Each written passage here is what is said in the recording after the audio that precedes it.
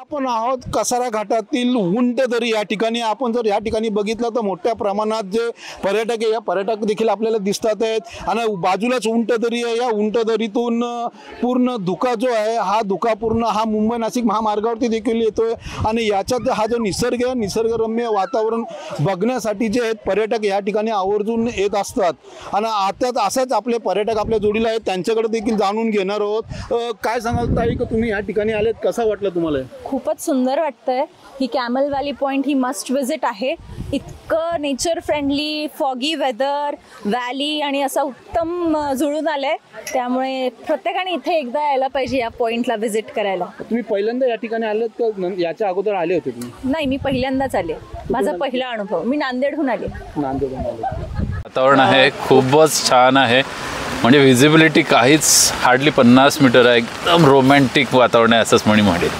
तुम्ही कुठून आलेत खास स्पेशल? आम्ही आलो बडोद्यावरून, सयाजीरावांच्या शहरामधून, सयाजीनगरी बडोदा.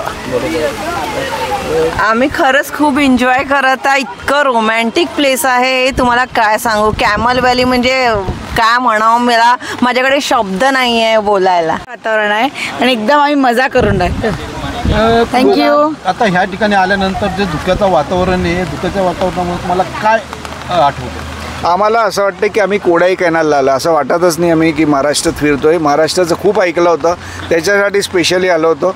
पण इकडे आल्यावर आम्हाला means we are back to Kodaikanal. खूप मजा आली. सॉलिड. असे जे पर्यटक आहेत लांब मुंबई असो, नाशिक असो किंवा महाराष्ट्र सोडून देखील या ठिकाणी मोठ्या प्रमाणात पर्यटक हे निसर्गाचं सौंदर्य बघण्यासाठी येतात. फैयद शेख, साम टीव्ही, शहापूर.